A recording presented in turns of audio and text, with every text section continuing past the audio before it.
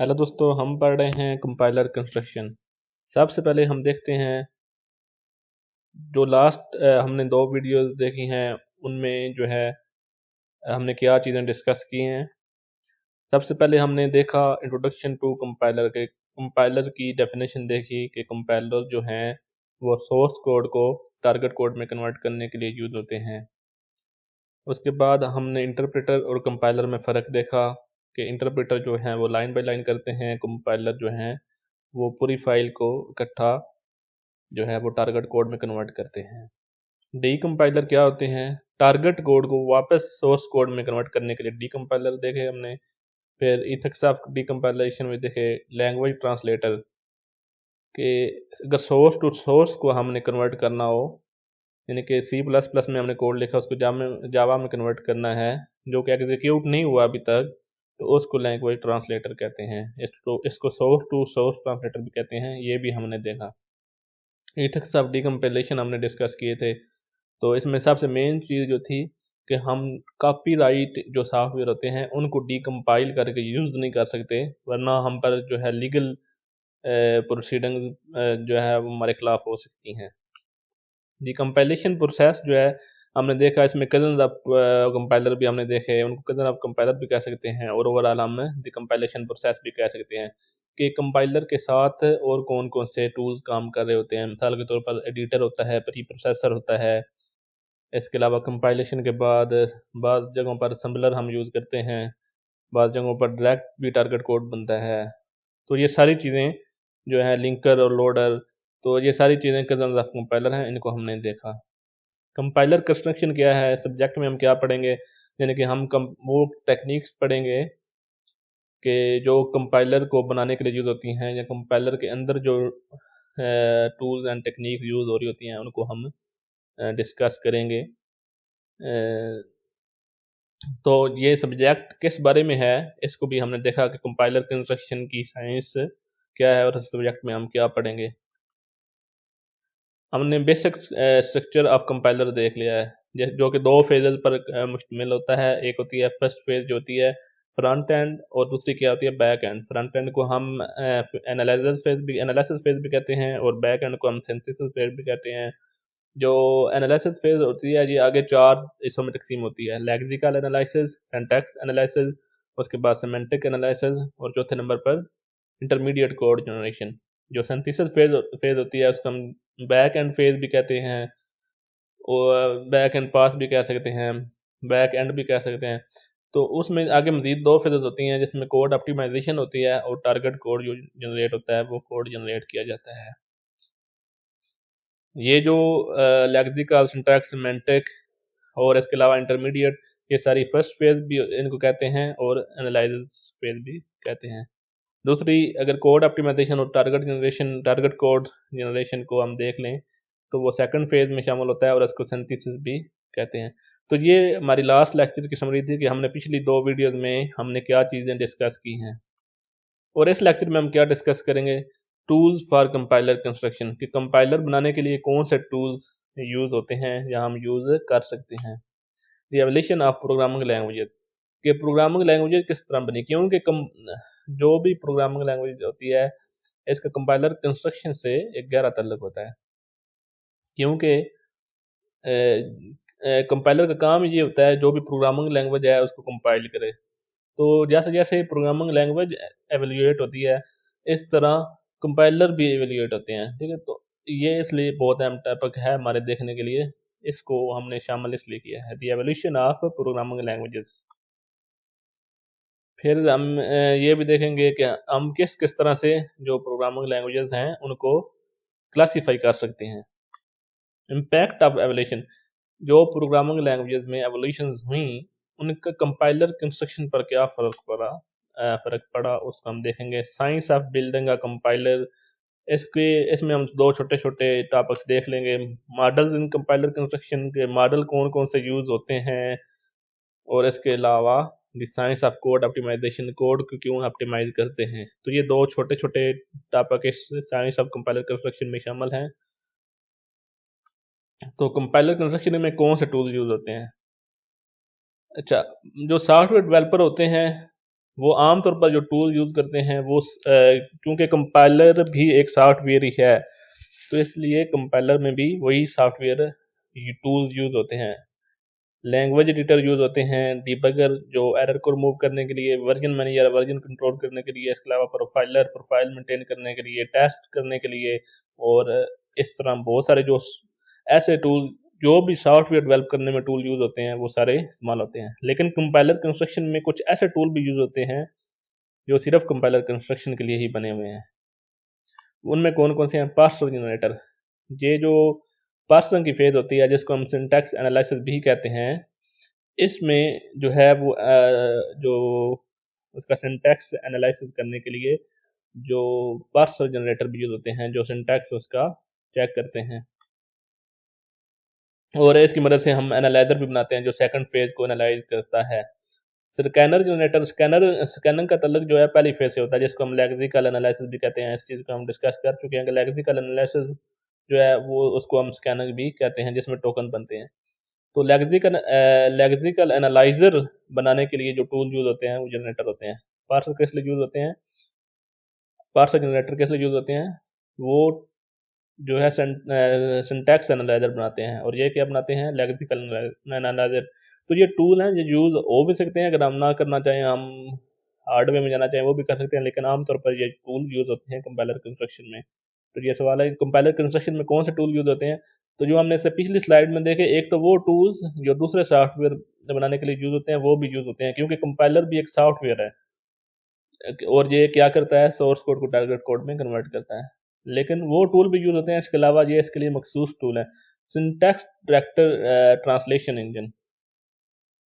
इसके अलावा code generators, data flow analysis engine, और कंपाइलर कंस्ट्रक्शन टूल किट।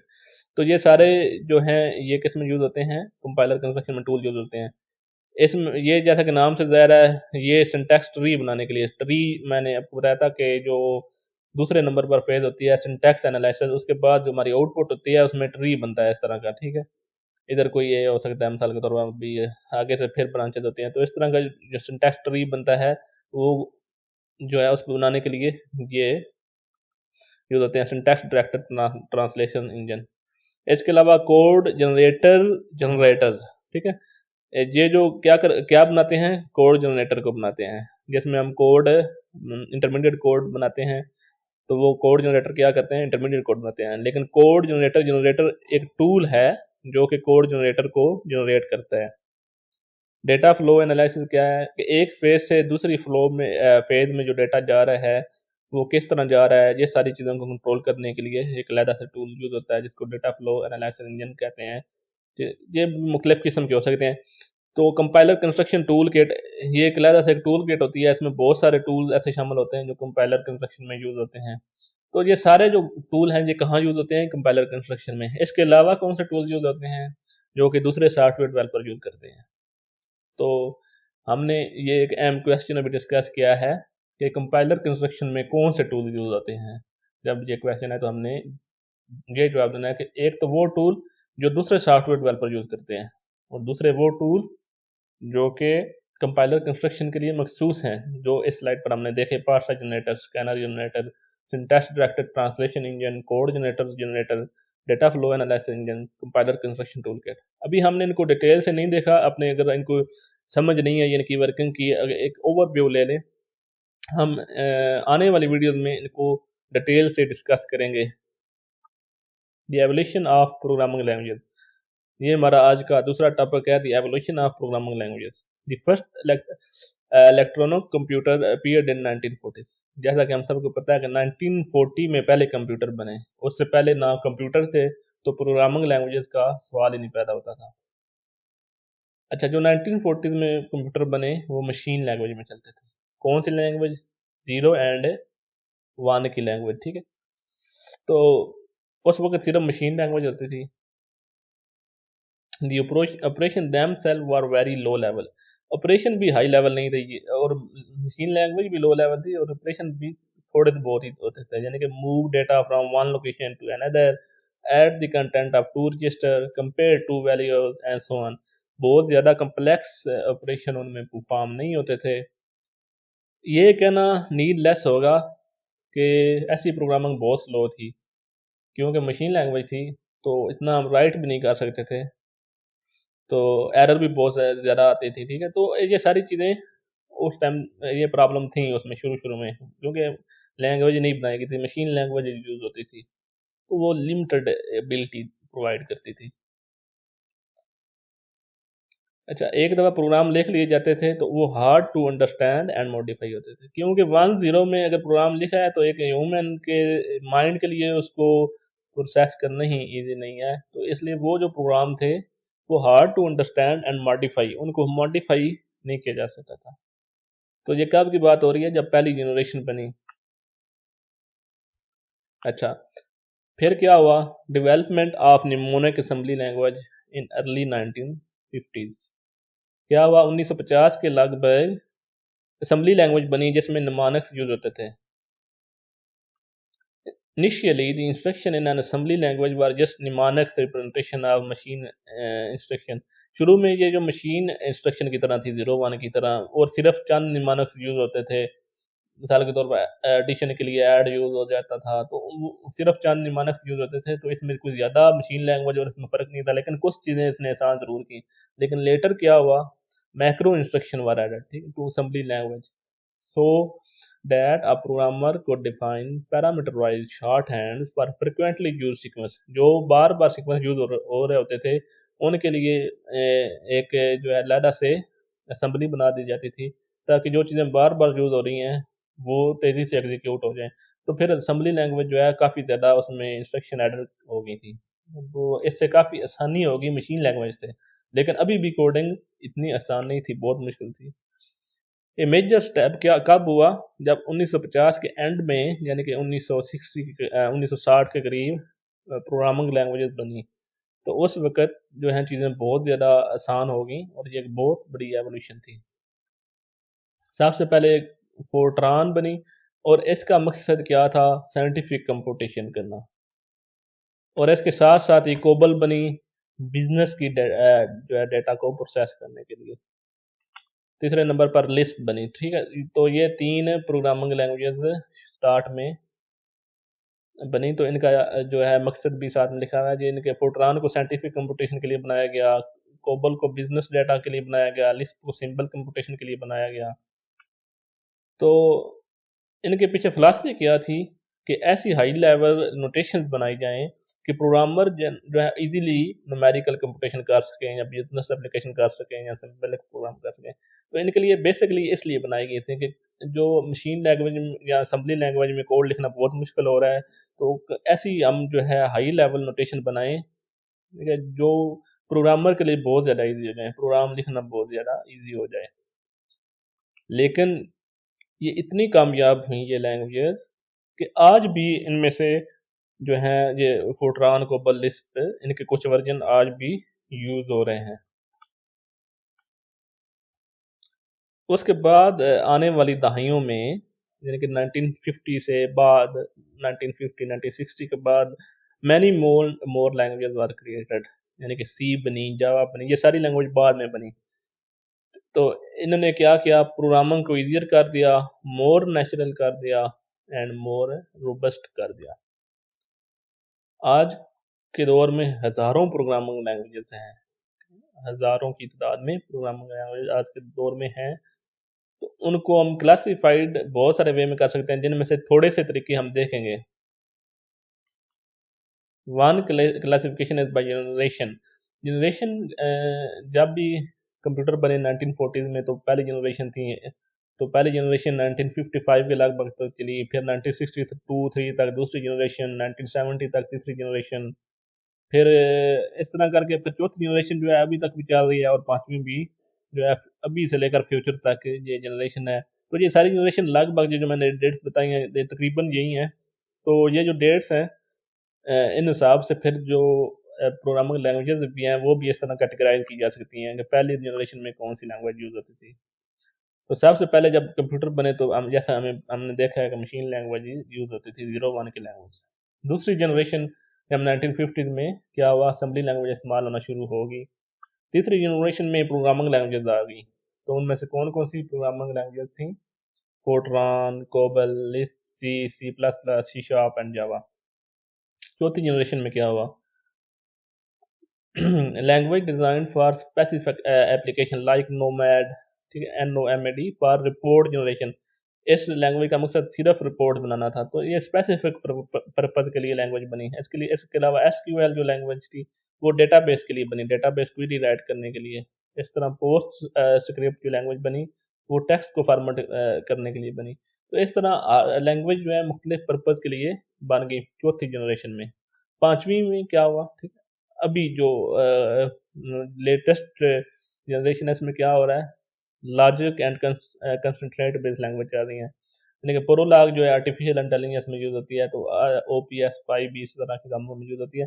तो जो फिफ्थ जनरेशन है इसमें लॉजिक बेस्ड लैंग्वेज बन रही हैं, और ऐसी लैंग्वेज बन रही हैं जो कि खुद ब खुद जो है इम्प्रूव हो सकें। और पाँचवीं जनरेशन के कंप्यूटर भी हैं, उनमें यही मकसद है कि उनको ऐसा बनाया जाए कि जिस तरह के ह्यूमन का ब्रेन है काम करता है, कंप्यूटर को भी ऐसा बनाया जाए। एक तो हम जनरेशन से क्लासिफिकेशन कर सकते हैं, दूसरा एक हम ये कह सकते हैं कि हमारी जो लैंग्वेज है वो इम्पेरेटिव लैंग्वेज है या डिक्लेरेटिव है। ठीक है, दो किस्म की लैंग्वेज होती हैं, एक इम्पेरेटिव होते हैं, एक declarative. DEC, deck, LA, declarative. तो यहाँ तो लैंग्वेज इम्पेरेटिव हो सकती है या क्या हो सकती है, डेक्लारेटिव। प्रोग्राम ठीक है, सॉरी स्पेसिफाइड इधर होना था। प्रोग्राम स्पेसिफाइड होगा computation is to be done, कि प्रोग्राम कैसे एग्जीक्यूट होगा ये प्रोग्राम ही बताया जाता है। कौन सी लैंग्वेज में? इम्पेरेटिव लैंग्वेज में। C++, C Sharp and Java are imperative languages. In imperative language there is a notion of program state. इसमें स्टेट होती हैं और हर लाइन को स्टेटमेंट कहते हैं, और जैसे जैसे हम आगे जाते जाते हैं स्टेटमेंट्स एग्जीक्यूट होती जाती हैं, तो हमें एक स्टेप वाइज प्रोसीजर पता होता है। इन लैंग्वेजेस में हम क्या चलते हैं, स्टेट बाय स्टेट, हमें पता होता है, एक फ्लो में हम चलते हैं। किस में? इम्पेरेटिव लैंग्वेज में। डिक्लेरेटिव लैंग्वेज में क्या होता है? तो हमें पूछा है इम्पेरेटिव लैंग्वेज क्या होता है। Program specifies how a computation is to be done. Program specifies what computation is to be done. इसमें जो हमारा फोकस है डिक्लेरेटिव में, वो हमारा फोकस इस पर होता है कि काम कैसे होना है, बीच में बैक एंड पर क्या होना है वो हमें उस पर ज़्यादा फोकस नहीं होता, और इसमें स्टेट्स पर भी फोकस नहीं होता जैसा कि इम्पेरेटिव में होता है। तो इम्पेरेटिव और डिक्लेरेटिव में मेन फ़र्क क्या होता है कि इसमें हमारा फोकस टारगेट पर होता है, what computation is to be done. लेकिन इम्पेरेटिव लैंग्वेज में हम स्टेप बाय स्टेप चलते हैं, how a computation is to be done, यानी कि स्टेप बाय स्टेप। तो इसमें कौन कौन सी लैंग्वेज शामिल है? प्रोलॉग, हास्किल, ये लैंग्वेज जो हैं, जो लॉजिक बेस्ड लैंग्वेज हैं, इनमें हमने जो हमारा टारगेट होता है मेन, वो गोल होता है कि हमने क्या अचीव करना है। तो कैसे कंपटीशन होनी है ये नहीं होता, इम्पेरेटिव में ये होता है। तो इनके दरमियान फ़र्क अगर पूछा जाए तो इम्पेरेटिव में यही हमने कहना है, imperative languages tales how a calculation can be done, and in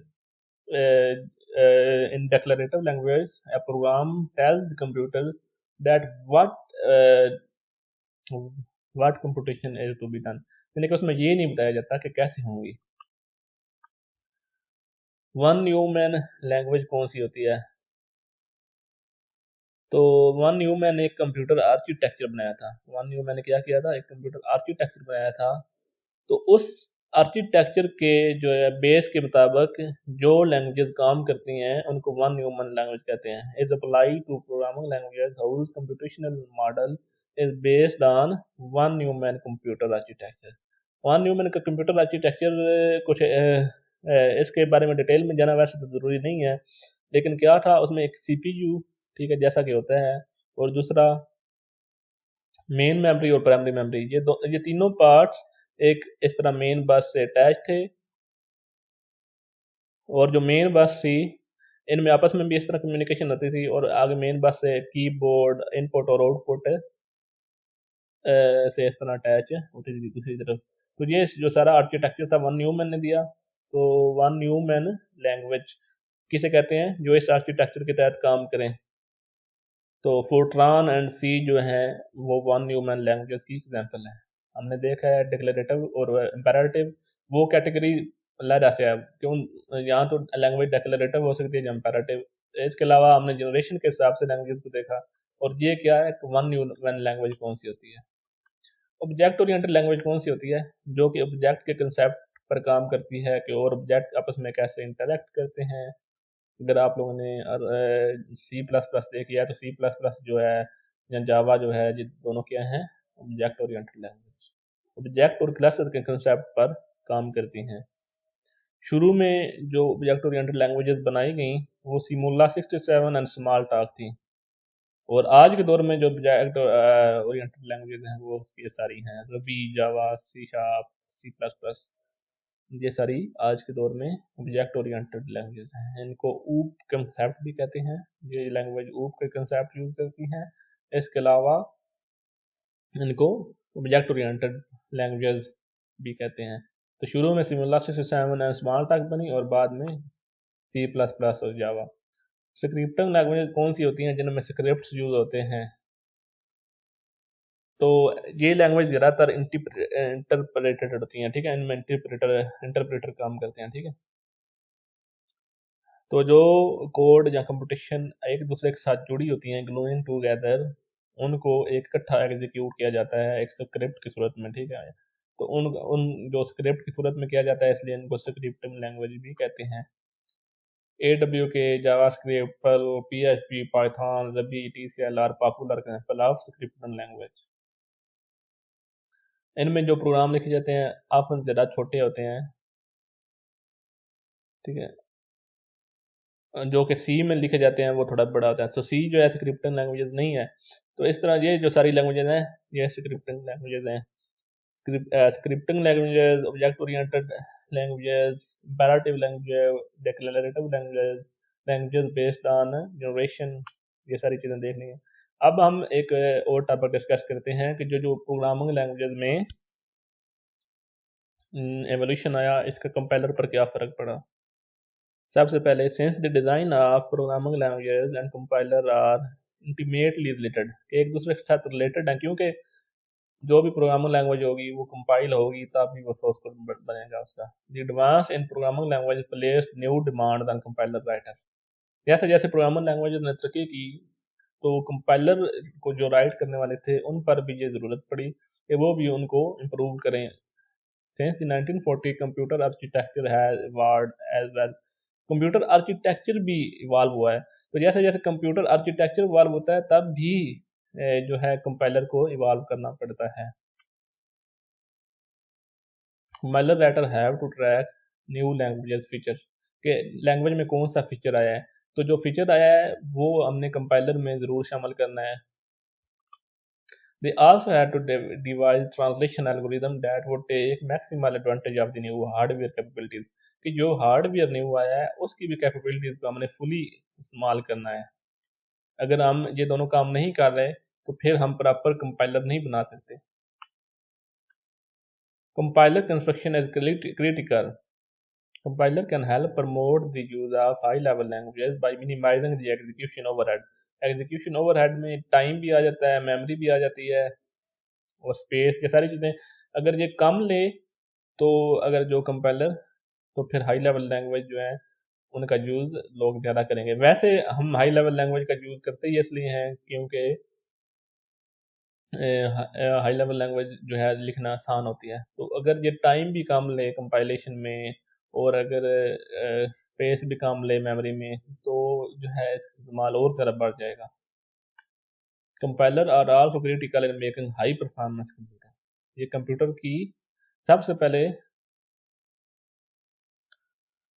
हमने ये देखना है कि वो ओवरहेड कम हो, ठीक है। फिर हाई परफॉर्मेंस कंप्यूटर आर्किटेक्चर बनाने में भी कंपाइलर यूज़ होते हैं। Sorry, high performance computer architecture effective on user application, कि एक एप्लीकेशन है अगर उसको अच्छी तरह से कंपाइल नहीं किया जाता तो वो जो हाई परफॉर्मेंस अगर आर्किटेक्चर है भी कंप्यूटर का तो उसका कोई फ़ायदा नहीं। तो एक अच्छा कंपाइलर क्या है, क्रिटिकल है कि क्या करता है वो पूरे आर्किटेक्चर को यूज़ करता है यूज़र एप्लीकेशन के लिए। तो यूज़र एप्लीकेशन ज़्यादा से ज़्यादा रिसोर्स यूज़ करे और अच्छी परफॉर्मेंस दे। तो ऐसा कंपाइलर होना चाहिए। In fact the performance of a computer system is so dependent on compiler technology कि कंप्यूटर जो सिस्टम है वो कितना डिपेंड करता है कंपाइलर टेक्नोलॉजी पर, that compilers are used as a tool in evaluating architectural concept before a computer is built। कि जब कंप्यूटर बिल्ड किया जाता है तो उसके में जो आर्किटेक्चर बनाया जाता है वो कंपाइलर को देखते हुए बनाया जाता है कि कंपाइलर किस तरह काम करेगा। तो कंपाइलर कंस्ट्रक्शन इसलिए बहुत ज़्यादा है, मैं अगर आप कंपाइलर कंस्ट्रक्शन सीख लेते हैं तो आप जो है आपको बहुत जो है हाई रिवार्डिंग जॉब मिल सकती है। बट क्या है जी, compiler writing is challenging. Computer compiler writing challenging है। क्यों चैलेंजिंग है? ये एक तो कंपाइलर जो है ये बहुत बड़ा प्रोग्राम है, ठीक है, ये भी एक प्रोग्राम है और ये क्या है, एक बहुत बड़ा प्रोग्राम है और इसको लिखना चैलेंजिंग है। More over many modern languages processing system handle several source languages. अब ऐसे सिस्टम बनाए जा रहे हैं, ऐसे कंपाइलर बनाए जा रहे हैं जो जैसे मिसाल के तौर पर विजुअल बेसिक है, उसमें सिर्फ सी प्लस प्लस नहीं यूज होती, उसमें और भी लैंग्वेज यूज हो जाती हैं। इस तरह से कंपाइलर बनाए जा रहे हैं जो बहुत सारी सोर्स लैंग्वेज और टारगेट मशीन्स को डील करते हैं। तो इसका मतलब है वो as a collection of compiler होते हैं, ठीक है, ऐसा परफॉर्म करते हैं। तो हर जो है प्रोग्रामिंग लैंग्वेज जो है वो उसमें मिलियन ऑफ लाइंस हो सकती हैं। तो इसलिए ऐसा कंपाइलर बनाना जो उसको अच्छे तरीके से टारगेट कोड में कन्वर्ट कर सके, ये बहुत ही चैलेंजिंग टास्क है।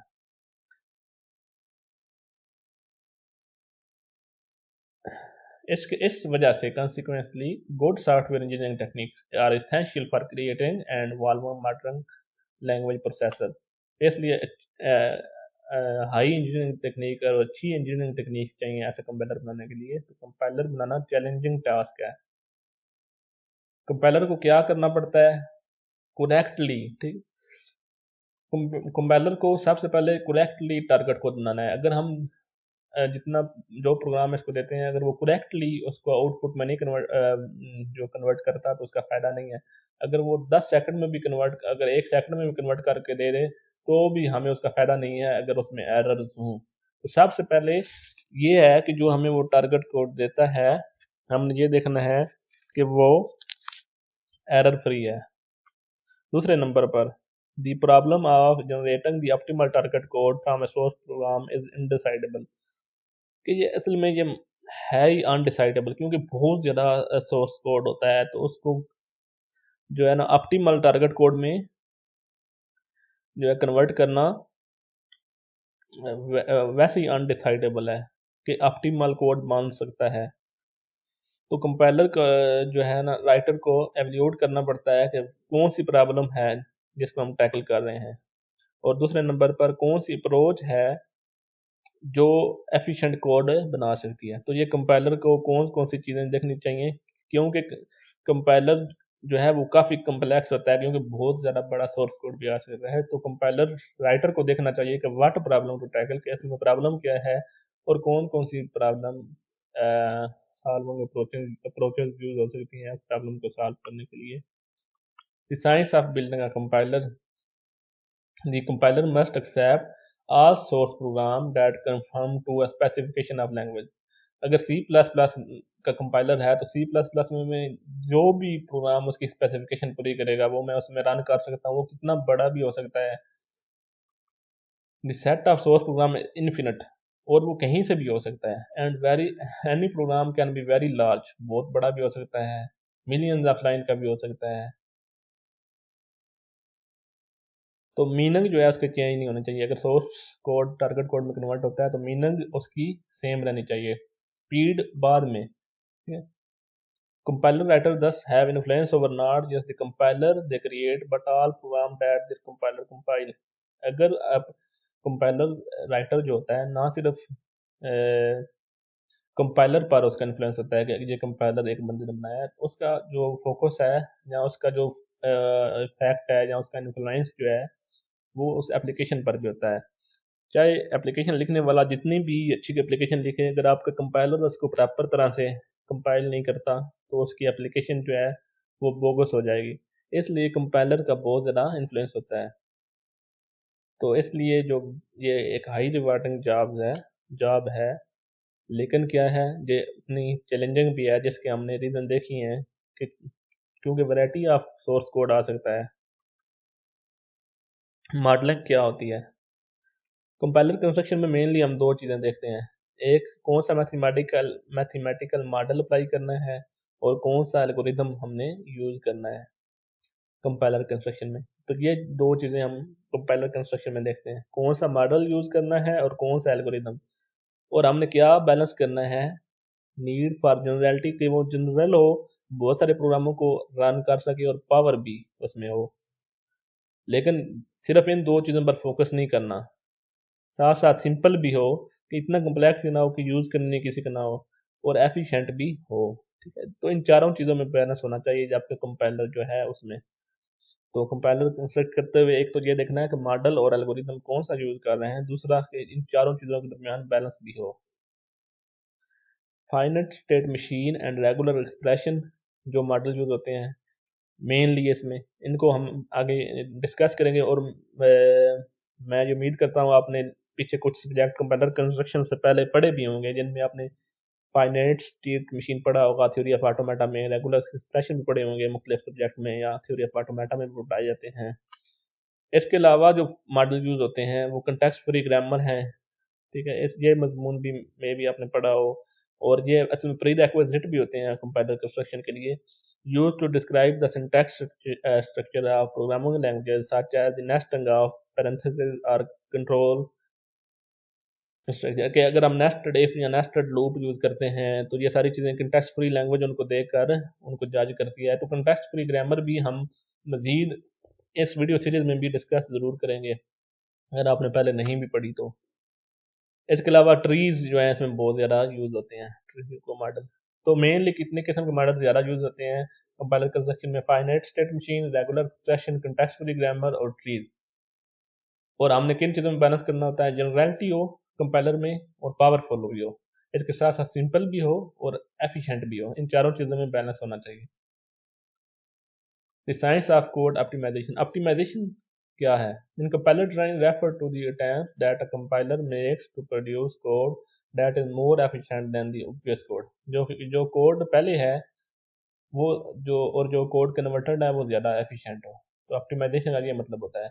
और ऑप्टिमाइजेशन का ये मतलब ज़रूरी नहीं है कि वो फास्ट हो, मे बी वो मेमोरी कम यूज़ कर रहा हो। तो ऑप्टिमाइजेशन का मतलब ये नहीं समझना कि जो हमने ऑप्टिमाइज़ किया है कोड वो फास्ट है। ये बहुत अहम है, और उतनी ही कम्प्लेक्स भी है optimization. It is more complex because processor architecture have become more complex, क्योंकि प्रोसेसर भी बहुत कम्प्लेक्स हो गया है, इसलिए ये भी बहुत कम्प्लेक्स हो गया है optimization. It is more important because massively. अच्छा, अब पैरेलल कंप्यूटर यूज़ हो रहे हैं, पैरेलल प्रोसेसिंग यूज़ हो रहे हैं, तो उनमें एक प्रोसेसर जो है एक प्रोग्राम को दो हिस्से में डिवाइड करके प्रोसेस कर रहा होता है। तो अगर हमारा कंपाइलर ही इतना जो है पैरेलल प्रोसेसिंग या पैरेलल कंप्यूटिंग को सपोर्ट नहीं करता, तो उसका कोई फ़ायदा नहीं है पैरेलल प्रोसेसिंग का। इसलिए हमने कोड को ऐसे ऑप्टिमाइज़ करना है कि हमारा जो है कंपाइलर है वो पैरेलल प्रोसेसिंग को यूज़ कर सके। इसके अलावा मल्टी कोर मशीन यूज़ हो रही हैं। ठीक है, उसमें तो फिर कंपाइलर को ये भी देखना पड़ेगा कि हर जो मल्टी प्रोसेसर है उनका भी फ़ायदा ले सके। तो इट इज़ हार्ड, ये बहुत मुश्किल प्रॉब्लम है, लेकिन इम्पॉसिबल नहीं भी है, तो बहुत मुश्किल है ऐसा कंपाइलर बनाना। और आप कंपाइलर ऐसा नहीं हम बना सकते, तो इसलिए ऑप्टिमाइज़र हम कोड करते हैं, ठीक है, जो कि बहुत अहम है। The use of rigorous mathematical foundation allows us to show that an optimization is correct. Optimization सबसे पहले करेक्ट होनी चाहिए, और मैथमेटिकल फाउंडेशन यूज़ होती है चेक करने के लिए कि हमारी ऑप्टिमाइजेशन करेक्ट है कि नहीं है, और ये डिज़ायरेबल फैक्ट बना भी रही है कि नहीं है, मतलब डिज़ायरेबल आउटपुट दे भी रही है कि नहीं दे रही। Most of the question that we ask in compiler optimization are undecidable, जिसको हम पहले डिस्कस कर चुके हैं। क्योंकि कोड वैरायटी तरह का हो सकता है, कोई भी कोड आ सकता है, तो इसलिए इसको ऑप्टिमाइज़ करना भी बहुत मुश्किल है, और ये अनडिसाइडेबल है। One of the most important skill in compiler design is the ability to formulate the right problem to solve। ठीक है, तो कंपाइलर डिज़ाइन में सबसे पहले आप में ये एबिलिटी होनी चाहिए कि हमने जो है उस प्रॉब्लम को सबसे पहले सामने लाना है कि जो हमने सॉल्व करनी है, क्योंकि हमें पता ही नहीं है, क्योंकि infinite number of source code आ सकते हैं और वो इन्फिनिट नंबर ऑफ लाइन्स हो सकती हैं, थाउजेंड्स ऑफ लाइन हो सकती हैं उसमें। तो सबसे पहले हमने एक प्रॉब्लम फार्मूलेट करनी है, तो ये सबसे कंपाइलर डिज़ाइन में सबसे अहम फेज़ है। We need a good understanding of the behaviour of program to start with and through experimentation evolution to validate our intuition. कि हमने जो प्रॉब्लम फार्मूलेट की है, हमने जिसके लिए कंपाइलर बनाया है, तो फिर उसको चेक भी हमने करना है एक्सपेरिमेंटेशन के ज़रिए, एवोल्यूशन के ज़रिए, कि हमने जो कंपाइलर को डिज़ाइन किया है या कोड ऑप्टिमाइजेशन के लिए जो एल्गोरिथम डिज़ाइन किया है वो ठीक है। तो what are the objective which compiler optimization should meet, ठीक है। तो ये क्वेश्चन बहुत अहम है, कंपाइलर ऑप्टिमाइजेशन की क्या ऑब्जेक्टिव होती हैं। ये क्वेश्चन पेपर में आ सकता है, आपसे एग्जामिनर पूछेगा। The optimization must be correct, कि सबसे पहले उसका मीनिंग चेंज ना हो। That is preserve the meaning, meaning change ना हो, यानी कि ये तो नहीं है कि सोर्स कोड में कुछ और है और टारगेट कोड कुछ और कह रहा है। सबसे पहले ऑप्टिमाइजेशन के बाद भी कोड करेक्ट रहना चाहिए, परफॉर्मेंस बेहतर होनी चाहिए, चाहे स्पीड वाइज हो, मेमोरी वाइज हो, तो परफॉर्मेंस दूसरे नंबर पर है। लेकिन अगर पहले नंबर पर परफॉर्मेंस के, तो अगर प्रोग्राम करेक्ट नहीं है तो परफॉर्मेंस का कोई फायदा नहीं है, इसलिए दूसरे नंबर पर परफॉर्मेंस है। टाइम जो है परफॉर्मेंस में, मेमोरी वगैरह बहुत सारी चीज़ें भी आ जाती हैं, स्पेस भी, और इसमें क्या आता है, टाइम, टाइम भी रीजनेबल ले। और सबसे पहले इंजीनियरिंग एफर्ट, ऐसा ना हो कि ऐसा कंपाइलर बनाते बनाते ही हमें 1000 इंजीनियर्स की ज़रूरत पड़ जाए, तो मैनेजेबल होना चाहिए, ठीक है। ये चारों फैक्टर बहुत अहम है, इनको ज़हन में रखना बहुत ज़रूरी है। आज के लेक्चर में इतना ही, इंशाल्लाह मिलते हैं अगली वीडियो में। अगर आपको वीडियो पसंद आई है तो प्लीज़ चैनल को लाइक, सब्सक्राइब, वीडियो को ज़रूर कर लाइक, वीडियो को लाइक करें और कमेंट में अपना फीडबैक ज़रूर दें और वीडियो को शेयर भी करें। बहुत शुक्रिया।